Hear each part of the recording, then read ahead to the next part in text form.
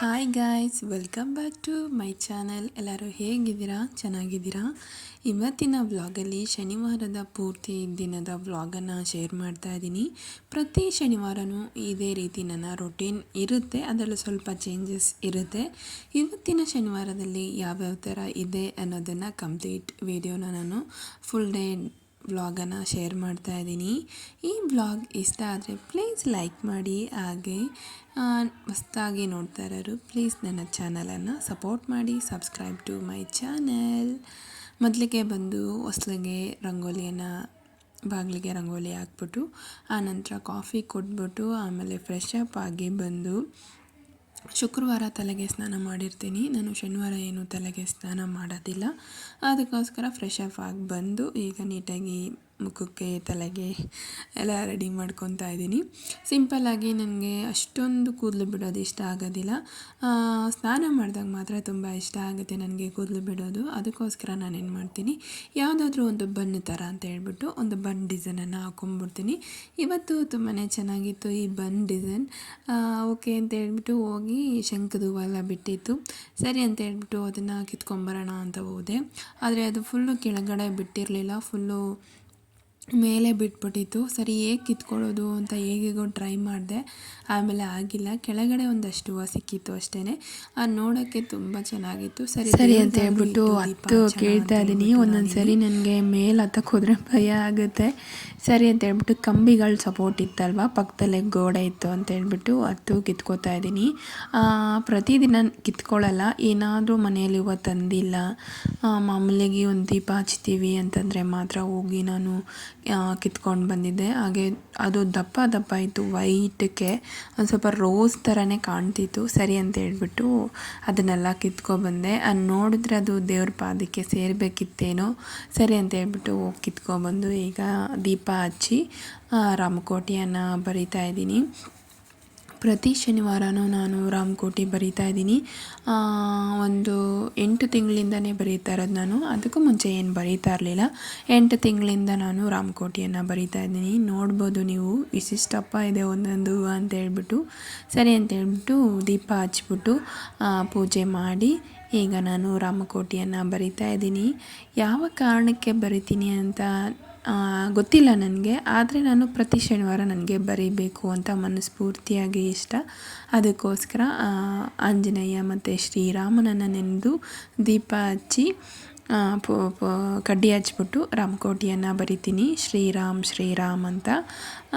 ನಾನೇನು ಹೂವು ಏನು ತೆಗೆದು ಹಾಕೋದಿಲ್ಲ, ಮಾಮೂಲಿ ಹೂವು ಇರ್ತಿತ್ತಲ್ವ ಅದಕ್ಕೆ ಒಂದು ಸ್ವಲ್ಪ ದೀಪಕ್ಕೆ ಬೇರೆ ಹೂವು, ಹೊಸ ಹೂವು ಇಟ್ಟು ದೀಪ ಹಚ್ಚಿದ್ದೀನಿ. ಅಷ್ಟರಲ್ಲೇ ದಾಸಪ್ಪ ಅಂತ ಹೇಳ್ತಾರಲ್ವ, ಅವ್ರು ಬಂದಿದ್ದರು. ಸರಿ ಅಂತ ಹೇಳ್ಬಿಟ್ಟು ಅವ್ರಿಗೆ ಇದಕ್ಕೆ ಅಕ್ಕಿ ಕೊಟ್ಬಿಟ್ಟು ಮಕ್ಕಳಿಗೆ ಬೊಟ್ಟನ್ನು ಹಾಕಿಸಿ ಅವರು ಶಂಖವನ್ನು ಊದ್ತಾರೆ. ಪ್ರತಿ ಶನಿವಾರವೂ ಈ ರೀತಿ ಒಂದು ಶಂಖವನ್ನು ನಾವು ಊದಿಸ್ತೀವಿ ಅವ್ರ ಕೈಯಲ್ಲಿ. ಅವರು ಪ್ರತಿ ಶನಿವಾರ ಮಾತ್ರ ಬರ್ತಾರೆ. ಅವರು ಎಂಟ್ರಾಣ್ ಸ್ವಾಮಿ ಒಕ್ಕಲು ಇರ್ತಾರಲ್ವ, ಹಾಗೆ ಮಹದೇಶ್ವರನ ಒಕ್ಕಲವರು ಇರ್ತಾರೆ. ಸರಿ ಅಂತ ಹೇಳ್ಬಿಟ್ಟು ಅವ್ರನ್ನ ಕರೆದು ಅವರು ಬರ್ತಾರೆ ಅವರೇನೆ, ನಾವೇನು ಕರೆಯೋದಿಲ್ಲ. ಮನೆ ಹತ್ರ ಬಂದಾಗ ಶಂಖದಲ್ಲಿ ಊದ್ಸೋಣ ಅಂದರೆ ಈ ಕರಗದಲ್ಲೆಲ್ಲ ಊದ್ತಾರೆ, ಅದು ಒಂಥರ ಸೌಂಡು ಹೇಳೋದಕ್ಕೆ ಬರೋದಿಲ್ಲ. ಶಂಖದಲ್ಲಿ ಊದ್ತಾರೆ ಒಟ್ಟಿನಲ್ಲಿ. ಆಮೇಲೆ ಜಾಕ್ಟೆ ಅಂತ ಹೇಳ್ತಾರಲ್ವ, ಅದನ್ನು ಹೊಡ್ಕೊಂಡು ಬರ್ತಾರೆ ಅವರು. ಸರಿ ಅಂತ ಹೇಳ್ಬಿಟ್ಟು ಅಷ್ಟೊತ್ತಿಗೆ ಮನೆಯಲ್ಲಿ ಎಲ್ಲ ಕೆಲಸನೂ ಮುಗ್ದಿತ್ತು. ಅದನ್ನೇನು ನಾನು ಕ್ಯಾಪ್ಚರ್ ಮಾಡ್ಕೊಂಡಿಲ್ಲ, ಮಾಮೂಲಿ ಡೈಲಿ ಮಾಡೋ ಕೆಲಸನೇ ಇತ್ತಲ್ವ. ಅದಕ್ಕೋಸ್ಕರ ತಿಂಡಿಗೆ ಬಂದು ಇವತ್ತು ದೋಸೆ ಮತ್ತು ಕಾಬಳ್ಕಲ್ಲೆ ಗೊಜ್ಜನ ಮಾಡಿದ್ವಿ. ಆನಂತರ ಯಾರೋ ಒಬ್ಬರಿಗೆ VIP ಕೊಡಬೇಕಿತ್ತು. ಸರಿ ಅಂತ ಹೇಳ್ಬಿಟ್ಟು ಅದನ್ನು ನೀಟಾಗಿ ಫಿನಿಶಿಂಗ್ ಆಗಿ ಗಂಟು ಹಾಕಿ ಇಟ್ಬಿಡೋಣ ಅಂದರೆ ಅದು ಕಟ್ಟೋದೇ ನಮಗೆ ಟೈಮ್ ಹಿಡಿಯುತ್ತೆ. ಮಕ್ಕಳು ನೋಡ್ತಾ ಇರ್ಬೋದು, ತರಲೆ ಕೆಲಸ ಮಾಡೋದಕ್ಕೆ ನಿಂತಿರ್ತಾನೆ ನನ್ನ ಮಗ. ಕ್ಯಾಮ್ರಾ ಆನ್ ಮಾಡಿದಾರಲ್ವ, ಏನೋ ನಾನು ನೋಡಬೇಕು ಅಂತ ಹೇಳ್ಬಿಟ್ಟು ಬರ್ತಾನೆ ಅವನು. ಈ ವಿಡಿಯೋನ ಯಾಕೆ ನಾನು ಕ್ಯಾಪ್ಚರ್ ಮಾಡಿಕೊಂಡೆ ಅಂದರೆ, ಏನೂ ಗೊತ್ತಿಲ್ಲದಿರೋ ಒಂದು ಹೆಣ್ಮಗು ಇವಾಗ ಇಷ್ಟೆಲ್ಲ ಮಾಡ್ತಾಳೆ ಅಂದರೆ ಅದಕ್ಕೆ ಅವರು ಎಷ್ಟು ಎಫರ್ಟ್ಸ್ ಹಾಕಿರ್ಬೋದು ಅಲ್ವಾ. ಹೆಣ್ಮಕ್ಳು ಯಾವುದ್ರಲ್ಲೂ ಕಮ್ಮಿ ಇಲ್ಲ, ಎಲ್ಲದಕ್ಕೂ ಸೈ ಅನ್ನೋ ಥರ ಅನಿಸ್ಬೇಕು ಅಂತ ಹೇಳ್ಬಿಟ್ಟು ನನಗೆ ನಿಜ ಹೇಳಬೇಕು ಅಂತಂದರೆ, ಮದುವೆಗೆ ಮುಂಚೆ ಒಂದು ಹೂವನೂ ಸಹ ನನಗೆ ಕಟ್ಟೋದು, ಹೂವು ಹೇಗೆ ಕಟ್ತೀವಿ ಅಂತ ಕೂಡ ನನಗೆ ಗೊತ್ತಿಲ್ಲ. ಈಗ ಯಾವ ಥರ ಹಾರ ಬೇಕು, ಯಾವ ಥರ ದಿಂಡು ಬೇಕು, ಕನಕಾಂಬರ ಬೇಕಾ, ಮಲ್ಲಿಗೆ ಹೂವು ಬೇಕಾ, ಪ್ರತಿಯೊಂದು ಹೂವಿನಲ್ಲೂ ಅಷ್ಟೇ ನಾನು ಈಗ ದಿಂಡು ಹಾಕೋದು ಕಲ್ತಿದ್ದೀನಿ. ಒಂದು ಹಾರನ ಹೇಗೆ ಮಾಡ್ತಾರೆ ಅದನ್ನು ನೋಡಿಕೊಂಡು, ಒಂದು ಫೋಟೋ ಇದ್ದರೆ ಅದನ್ನು ನೋಡ್ಕೊಂಡು ಹೇಗೆ ರೆಡಿ ಮಾಡಬೇಕು ಅಂತ ಕೂಡ ನಾನು ಕಲ್ತ್ಕೊಂಡಿದ್ದೀನಿ. ಏನೂ ಗೊತ್ತಿಲ್ಲದೆ ಇರೋಳು ಇಷ್ಟೆಲ್ಲ ತಿಳ್ಕೊಂಡಿದ್ದೀನಿ ಅಂದರೆ ಇದೆಲ್ಲ ಹೋಗಿ ನಮ್ಮ ಮನೆಯವ್ರಿಗೆ ಸೇರಬೇಕು. ಅವರೇ ನನಗೆ ಬರುತ್ತೆ ಎಷ್ಟೊತ್ತು ಏನೇನೋ ಕಲ್ತ್ಕೊಂಡಿದ್ದೀಯ ಅಂತ, ಇದೇನು ಮಹಾ ಎಷ್ಟೊತ್ತು ಅಂತ ಹೇಳಿದ್ರು. ಸರಿ ಅಂತ ಹೇಳ್ಬಿಟ್ಟು ನನಗೆ ಇಷ್ಟ ಇರಲಿಲ್ಲ, ಓಕೆ ಥರನೇ ಇತ್ತು. ಆಮೇಲೆ ಇದ್ಕೊಂಡು ಸರಿ ಟ್ರೈ ಮಾಡ್ತೀನಿ, ಬಂದರೆ ನಾನು ಮನೇಲಿ ಕೂತ್ಕೊಂಡು ಹಾಕ್ತೀನಿ ಅಂತ ಹೇಳಿದೆ. ಸರಿ ಅಂತ ಹೇಳ್ಬಿಟ್ಟು ಅವರೂ ಓಕೆ ಪ್ರಯತ್ನ ಪಡು ಅಂತ ಹೇಳಿದ್ರು.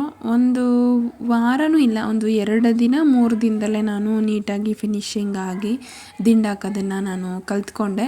ಆನಂತರ ನಮ್ಮ ಮನೆಯವರು ಇನ್ನೂ ಚೆನ್ನಾಗಿ ಹಾಕ್ತಾರೆ, ಅವರು ಫಿನಿಶಿಂಗ್ ಆಗಿ ಸೂಪರಾಗಿ ಹಾಕ್ತಾರೆ.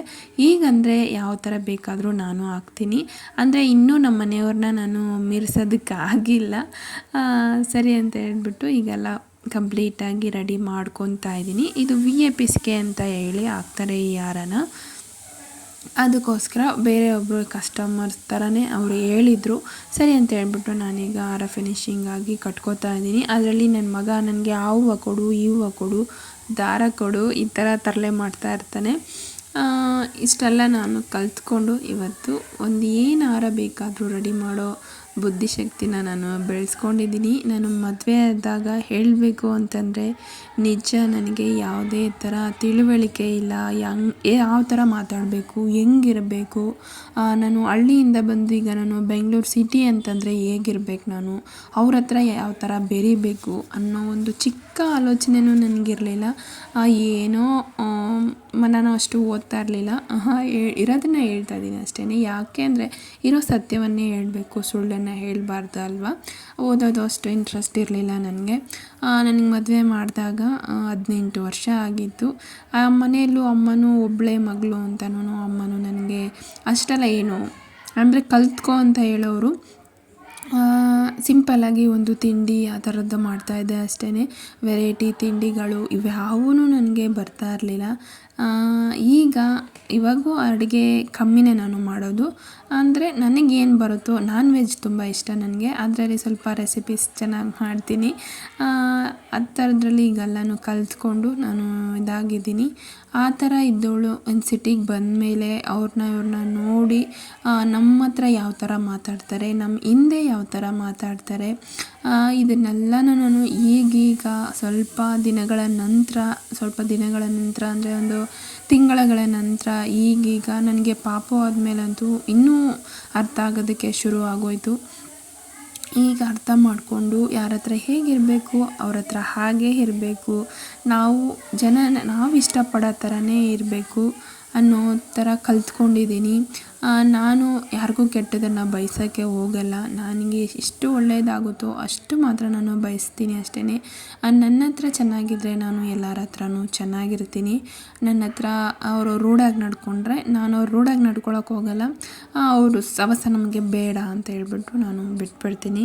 ಹಾರ ಎಲ್ಲ ಕಟ್ಟಿದ ಮೇಲೆ ದೋಸೆ ಮಾಡಿದರು, ದೋಸೆ ತಿಂದ್ಬಿಟ್ಟು ಆನಂತರ ಮಿಷಿನ್ಗೆ ಹಾಕಿದ್ದೆ ಸ್ನಾನಕ್ಕೆ ಮುಂಚೆನೇ. ಸರಿ ಅಂತ ಹೇಳ್ಬಿಟ್ಟು ಆ ಬಟ್ಟೆಗಳೆಲ್ಲ ಆಗಿತ್ತು. ಇವ್ರಿಗೆ ಹಾರ ಕಟ್ಬಿಟ್ಟು ಬೇರೆ ಕಸ್ಟಮರ್ಗೆ ಅವ್ರಿಗೆ ಕೊಟ್ಬಿಟ್ಟು ಬಂದು ಆನಂತರ ಬಟ್ಟೆಗಳೆಲ್ಲ ಎತ್ಕೊಂಡು ಹೋಗಿ ಈಗ ಒಣಗಾಕ್ತಾ ಇದ್ದೀನಿ. ಅವನು ಡ್ರಮ್ಮಲ್ಲಿ ಕೂತಿದ್ದ, ಇಳಿಸು ಅವನೇ ಇಳಿಸ್ಬೇಕು, ಹತ್ಸು ಅಂದಾಗ ಹತ್ತಿಸ್ಬೇಕು, ಮಕ್ಕಳಿಗೆ ಅಲ್ವಾ ತರಲೆ ಮಾಡೋದು. ಸರಿ ಅಂತ ಹೇಳ್ಬಿಟ್ಟು ಬಟ್ಟೆಗಳೆಲ್ಲ ಒಣಗಾಕ್ಕೊಂಡು ಅವನು ಸ್ವಲ್ಪ ಹೊತ್ತು ಎಲ್ಲ ಆಡ್ಕೊಂಡಿದ್ದ. ಅಂದರೆ ಈಚೆ ವಾತಾವರಣದಲ್ಲಿ ಬಿಸಿಲಲ್ಲಿ ಒಂದು ಸ್ವಲ್ಪ ಎಲ್ಲ ಕರ್ಕೊಂಡೋದ್ರೆ ಮಕ್ಳಿಗೂ ಚೆನ್ನಾಗಿರುತ್ತೆ. ಯಾಕಂದರೆ ಈ ಹೊರ್ಗಡೆ ಅಂತೂ ನಾವು ಕರ್ಕೊಂಡು ಹೋಗಲ್ಲ, ಮನೇಲಿದ್ದಾಗ ಎಲ್ಲ ಕಡೆನೂ ಅವನು ನನ್ನ ಹಿಂದೆ ಬರ್ತಾ ಇರ್ತಾನೆ, ಅಮ್ಮ ಅಂತ. ಮಕ್ಕಳಾಗೆ ಅಲ್ವಾ. ಸ್ವಲ್ಪ ನಿಮಗೆ ಡಿಸ್ಟರ್ಬೆನ್ಸ್ ಆಗಿರ್ಬೋದು ಅಂದ್ಕೊತೀನಿ. ನಾನಿಲ್ಲಿ ವಾಯ್ಸ್ ಓವರ್ ಕೊಡ್ತಾಯಿದ್ದೀನಿ. ಪಕ್ಕದ ಮನೆಯವರು ಮಾತಾಡೋದು ನೋಡಿ ಎಷ್ಟು ನೀಟಾಗಿ ಕೇಳಿಸುತ್ತೆ ಅಂತ. ನನ್ನ ವಾಯ್ಸೇ ಅಷ್ಟು ಜೋರಾಗಿ ಕೇಳಿಸಲ್ಲ ಅನ್ಕೋತೀನಿ ನಾನು. ಹೌದು, ನಂದು ಸ್ವಲ್ಪ ಅಂದರೆ ಅಷ್ಟು ರೂಢ ಅನ್ನೋದಕ್ಕಿಂತ ಗರಗರ ಅನ್ನೋ ಥರ ವಾಯ್ಸೇ ನಂದು. ನೋಡಬೇಕಿನ್ನ ಮುಂದಕ್ಕಿನ್ನ ನನಗೆ ಕೋಲ್ಡ್ ಕಮ್ಮಿ ಆಗಿಲ್ಲ. ಅದರಲ್ಲೇ ವೀಡಿಯೋಸ್ ಎಲ್ಲ ಮಾಡಿ ಎಡಿಟ್ ಮಾಡಿ ಹಾಕ್ತಾಯಿದ್ದೀನಿ. ಬಟ್ಟೆಗಳೆಲ್ಲ ಒಣಗಾಕಿದ ನಂತರ ಗಿಡಗಳಿಗೆ ನೀರು ಹಾಕಿದ್ವಿ. ಆದರೂ ನಾವು ಬಟ್ಟೆ ಎಲ್ಲ ಒಣಗಾಕಿದಾಗ ನಾನು ನೀರು ಹಾಕ್ತೀನಿ. ಅದನ್ನು ಅವನು ಜ್ಞಾಪಕ ಶಕ್ತಿಯಲ್ಲಿ ಇಟ್ಕೊಂಡು ಈಗ ಅವನು ನೀರು ಕೊಳೆಯಲ್ಲಿ ಇಟ್ಕೊಬಂದು ಗಿಡಗಳಿಗೆಲ್ಲ ಹಾಕ್ತಾ ಇದ್ದಾನೆ. ಇದು ಬಂದು ನಾನು ಟೆರೆಸ್ಟ್ ಮೇಲೆ ಎಲ್ಲಾದರೂ ನನಗೆ ಕೂತಿರೋ ಜಾಗದಲ್ಲಿ ವಿಡಿಯೋ ಶೂಟ್ ಮಾಡ್ಕೊಳ್ಳೋಕೆ ಅದನ್ನು ಇಟ್ಕೊಂಡಿರ್ತೀನಿ. ಅದ್ರ ಸಮೇತನೂ ತೆಗೆದು ನೀರು ಹಾಕ್ತಾಯಿದ್ದ ಅವನು. ಸರಿ ಅಂತ ಹೇಳ್ಬಿಟ್ಟು, ಅದು ಒಂಥರ ಪ್ಲಾಸ್ಟಿಕ್ ಅಲ್ವಾ, ಏನೂ ಆಗಲ್ಲ. ಕದ್ಕೊಂಬಂದಿದ್ದು ಹೂವಿನ ಗಿಡ ನೋಡಿ, ಆವಾಗಲೇ ಚಿಗುರ್ಕೊಂಡು ಹೂವು ಬಿಟ್ಟು ಈ ರೀತಿ ಚೆನ್ನಾಗಿ ಬಂದಿದೆ ಅದು ಗಿಡ. ಅಂದರೆ ಅದು ರೋಸ್ ಕಲರ್, ಅದರಲ್ಲಿ ಯೆಲ್ಲೋ ಕಲರ್ ಬರುತ್ತೆ, ಅದು ತುಂಬಾ ಚೆನ್ನಾಗಿರುತ್ತೆ. ಈಗ ಒಂದು ಸ್ವಲ್ಪ ಆವಾಗ ಮಳೆ ಆಗೋದ್ರಿಂದ ಸ್ವಲ್ಪ ಗೊಬ್ಬರ ಎಲ್ಲ ಹಾಕಿದ್ನಲ್ವ, ಈಗ ಗಿಡಗಳು ನೋಡೋದಕ್ಕೆ ಚೆನ್ನಾಗಿದೆ. ಹಾಗೆ ದಾಸವಾಳ ಗಿಡ ಅಂತೂ ಫುಲ್ಲು ಒಣಗೋಗ್ದಂಗೆ ಆಗಿತ್ತು. ಈಗ ಗೊಬ್ಬರ ಎಲ್ಲ ಹಾಕಿ ಅದಕ್ಕೆ ದಿನ ನೀರು ಹಾಕೋದ್ರಿಂದ ಚಿಗ್ರಿ ಹೂವನ್ನು ಬಿಡೋದಕ್ಕೆ ಮಗ್ಗೆಲ್ಲ ಬಿಟ್ಟಿದೆ. ನಾನು ಒಂದೇ ಹತ್ರ ಇಟ್ಟಿಲ್ಲ, ಅಲ್ಲೊಂದು ಇಟ್ಟಿದ್ದೆ ನೋಡಿ, ಚೆನ್ನಾಗಿ ಅದು ಅಂಟ್ಕೊಂಬಿಟ್ಟಿದೆ.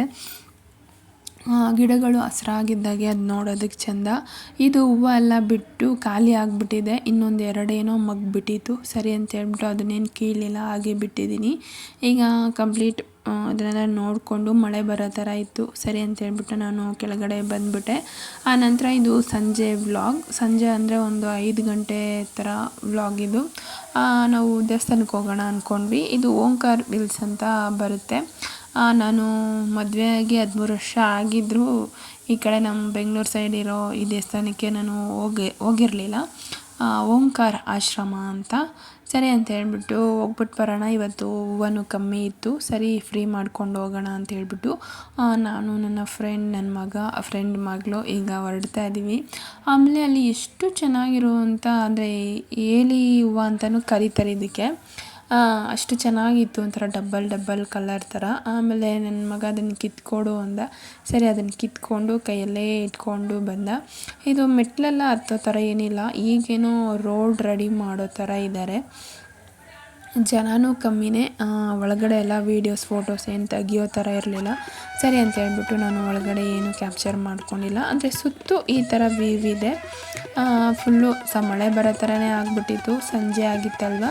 ಸರಿ ಅಂತ ಹೇಳ್ಬಿಟ್ಟು ಈ ಗ್ರೀನರಿ ನೋಡೋಕ್ಕೆ ತುಂಬಾ ಚೆನ್ನಾಗಿತ್ತು. ಸರಿ ಅಂತ ಹೇಳ್ಬಿಟ್ಟು ಅದನ್ನು ಒಂದು ಕ್ಯಾಪ್ಚರ್ ಮಾಡಿಕೊಂಡೆ. ನೋಡಿ ಸಿಟಿ ಎಷ್ಟು ಚಿಕ್ಕದಾಗಿ ಕಾಣಿಸುತ್ತೆ ಅಂತ.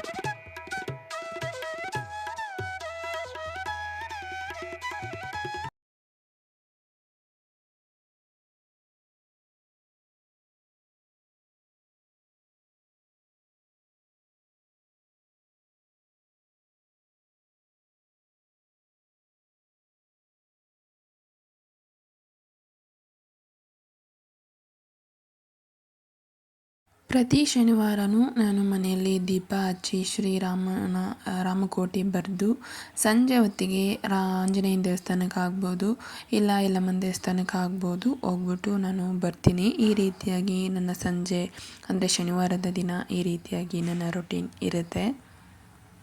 ಇಷ್ಟ ಆಗಿತ್ತು ಫ್ರೆಂಡ್ಸ್. ಈ ವಿಡಿಯೋ ಇಷ್ಟ ಆದರೆ ಪ್ಲೀಸ್ ಲೈಕ್ ಮಾಡಿ. ಹೊಸದಾಗಿ ನೋಡ್ತಾ ಇದ್ದರೆ ಸಬ್ಸ್ಕ್ರೈಬ್ ಟು ಮೈ ಚಾನೆಲ್. ಮತ್ತು ಮುಂದಿನ ವ್ಲಾಗಲ್ಲಿ ಸಿಗ್ತೀನಿ. ಅಲ್ಲಿವರೆಗೂ ಟೇಕ್ ಕೇರ್, ಬಾಯ್. ಇಲ್ಲಿವರೆಗೂ ನಿಮ್ಮ ಸಮಯವನ್ನು ನನ್ನ ವಿಡಿಯೋಗೆ ಕೊಟ್ಟು ವಿಡಿಯೋ ನೋಡಿದ್ದಕ್ಕೆ ಥ್ಯಾಂಕ್ ಯು ಫಾರ್ ವಾಚಿಂಗ್. ಮತ್ತೆ ಸಿಗ್ತೀನಿ ಮುಂದಿನ ವ್ಲಾಗಲ್ಲಿ. ಅಲ್ಲಿವರೆಗೂ ಟೇಕ್ ಕೇರ್, ಬಾಯ್.